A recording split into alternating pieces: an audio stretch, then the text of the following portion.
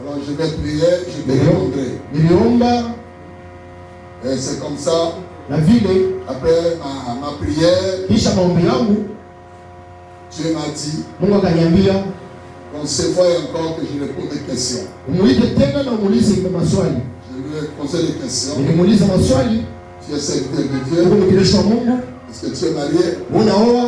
Tu as des enfants? Tu vis comment? Tu as commencé où? Et quelle est la conviction qui t'a poussé, parce qu'il y a tant de serviteurs dans cette vie, mais tu as fait choix de moi comme ton père, ton mentor? C'est comment?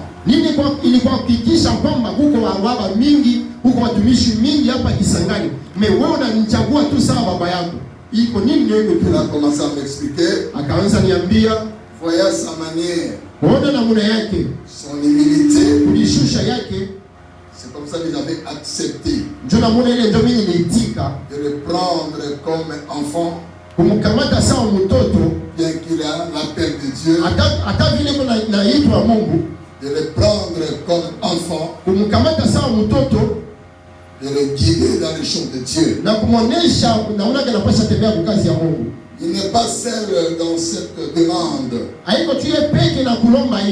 Il y a 2 semaines passées, un autre pasteur qui m'avait pris depuis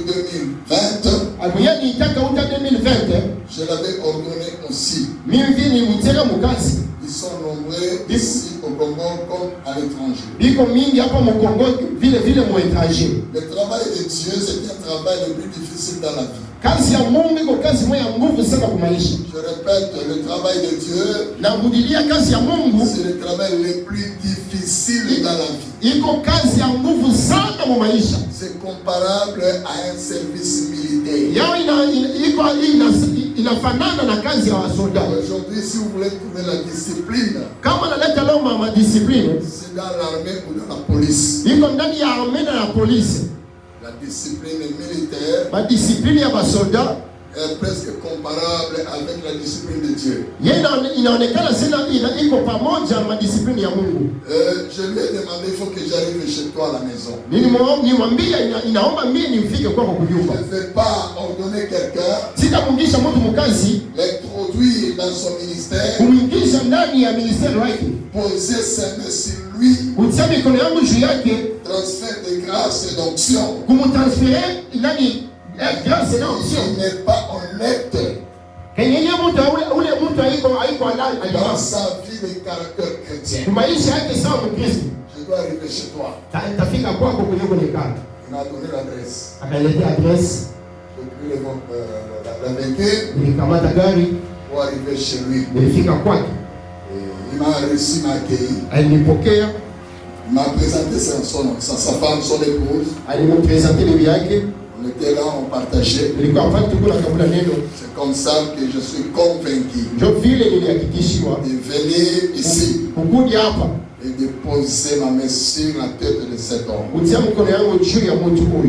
Alléluia. Amen. Voilà un bref témoignage de notre rencontre avec celui que le Seigneur élève ce dimanche. Je disais, l'appel de Dieu ou le service de Dieu, c'est un travail le plus difficile. À l'époque, les femmes ne voulaient pas épouser un pasteur. Parce qu'ils avaient une image qui n'était pas conforme avec la Bible. Épouser un pasteur à l'époque, c'est épouser un pauvre. Dieu, parce que les choses ont changé. Aujourd'hui, il y a des femmes qui cherchent à se marier qu'avec un pasteur. Si c'est ta vision, ma soeur, que Dieu vous bénisse. Alléluia. Amen. Voilà. On a déjà témoigné sur la personne de Luc. Mon petit frère après moi s'appelle Pasteur Lick. Mon frère biologique. Troisième après moi. Je l'ai amené à Jésus. Aujourd'hui, il est pasteur. C'est un médecin. C'est son homonyme.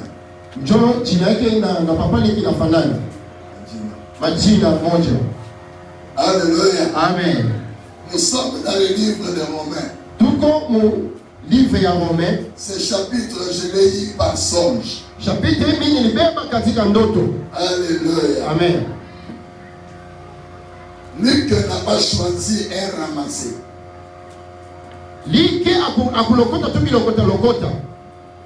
Mais il a choisi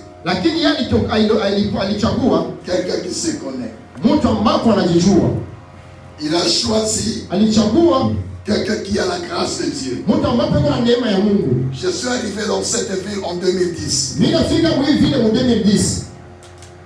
Le 1er novembre. Et c'était le même jour que l'église a commencé. Avec une seule personne. Et aujourd'hui, nous sommes dans des milliers de personnes. Dieu ne peut te bénir que là où tu as mandaté. Dieu ne peut se glorifier que là où il t'a envoyé. Depuis le temps de la Bible, Dieu marche avec ceux qu'il a envoyés. Dieu ne peut se glorifier qu'à la personne qu'il a appelée. Aujourd'hui, il y a ceux qui suivent des gens qui ne sont pas appelés. Je vais vous fortifier. Le Seigneur Jésus-Christ est dans cette église. Alléluia. Amen. Il est dans ce centre miracle. Voyez ma figure ici. C'est qu'il y a du sérieux. Si tu ne croyais pas ce monsieur, il va être ordonné maintenant. Maintenant, comprenez qu'il a l'appel du Seigneur.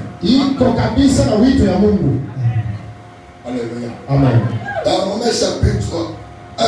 Romains chapitre 1. Le verset 1. Verset 1. Nous pouvons lire ensemble. Romains 1, 1. Romains 1, 1. Nous avons Romains chapitre 1, verset 1 au nom de Jésus-Christ de Nazareth. Amen. Paul, serviteur de Jésus-Christ, appelé à être apôtre. Laisse-moi lire. Laisse-moi lire. Suivez. Paul. On a mis virgule. Serviteur de Jésus-Christ, appelé à être apôtre, mis à part pour annoncer l'évangile de Dieu. Ici, on dit ceci. Paul, il était serviteur de Jésus-Christ. Et dans ses services de Jésus-Christ, il avait reçu un appel. Et son appel était l'appel apostolique. Un apôtre appelé par Jésus-Christ. Alléluia. Amen. Mis à part. Annoncer l'évangile de Dieu.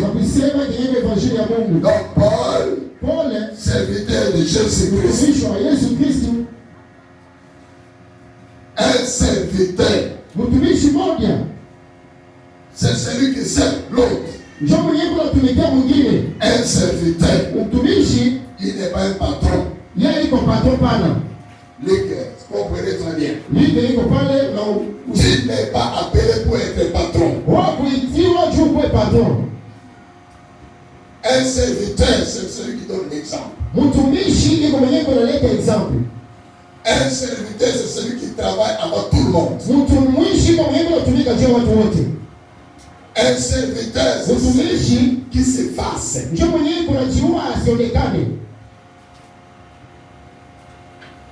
Et Paul